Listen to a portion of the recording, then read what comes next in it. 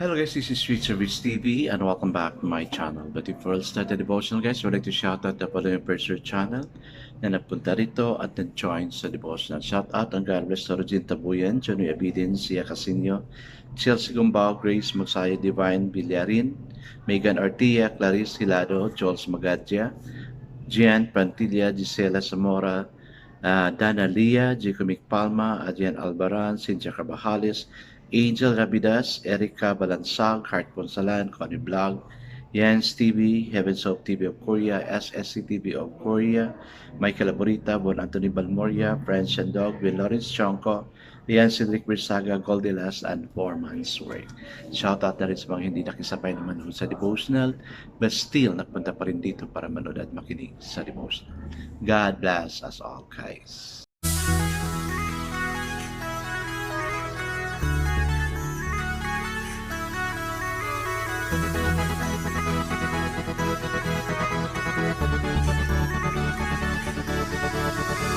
Rich TV, where you heard it, number one is on the top. Good advice is they'll never stop. Rich TV, where you heard it, number one is on the top. Good advice is they'll never stop. So it's Friday again, and still I would say, let's get closer to God kasi we are all in danger.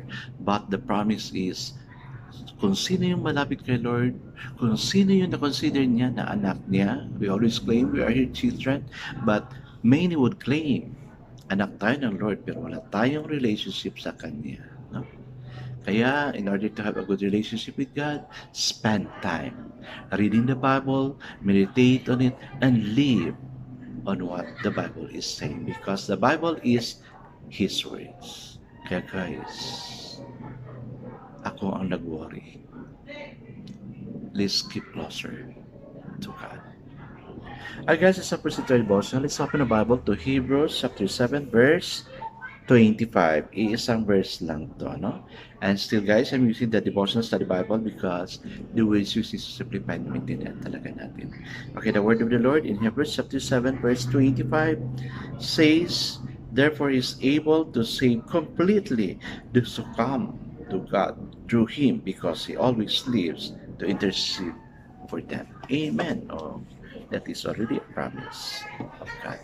I guess that's our prayer. Father, we claim on that promise that you are going to save us clearly because you always intercede for us. Yes, Lord, we need a Savior to serve us from this, what is happening in our surrounding, all over the world. Lord, I pray for your leading. Cover us with your precious blood. Na hindi kami makita ng enemy. Because the enemy is just there, roaring like a lion, looking someone whom he may devour. Lord, ikaw ang aming great shepherd. That's why, Lord, I pray to please save us, O God.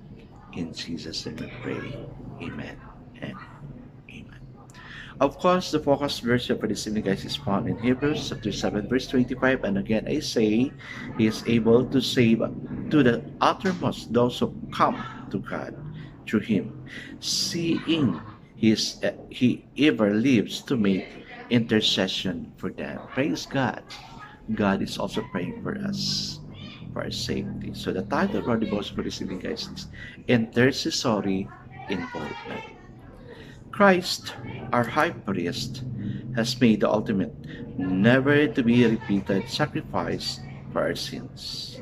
He offers us the gift of salvation, but also daily power to become new in every facet of life.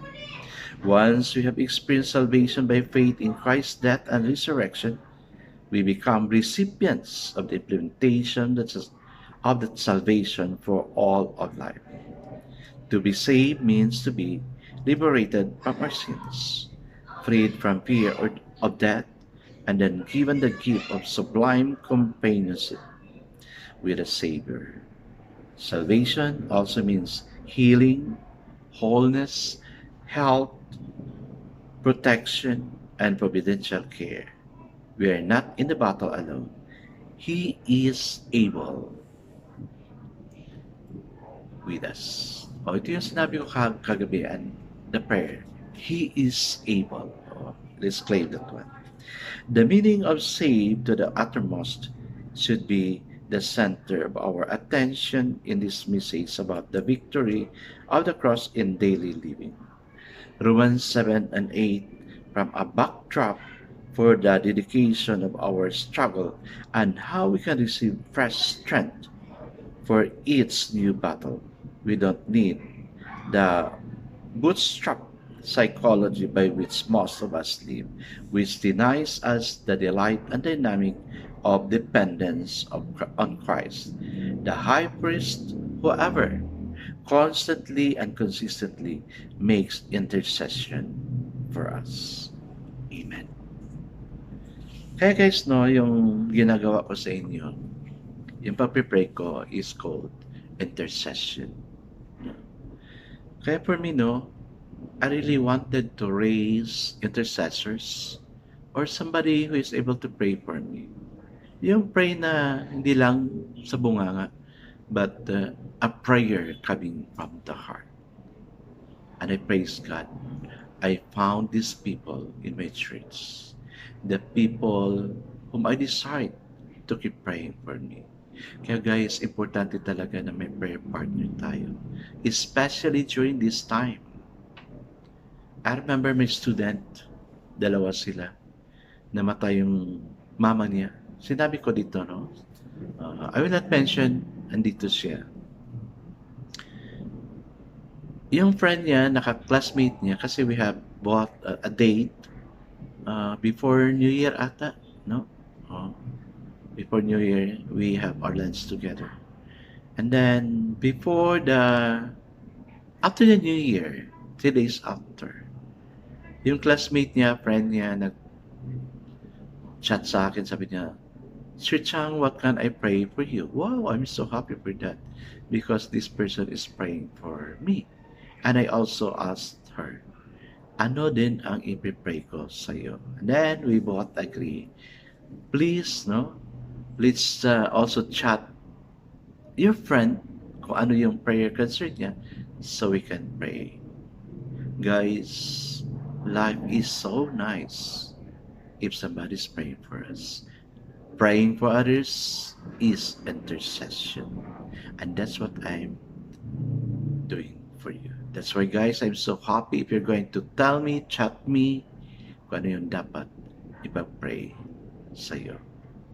It's really nice to feel if we know that somebody's praying for us. Di ba? May example ako nito. Pabalik-balik na to. Pero for my students na new to this channel, no, ito yung ginawa ko.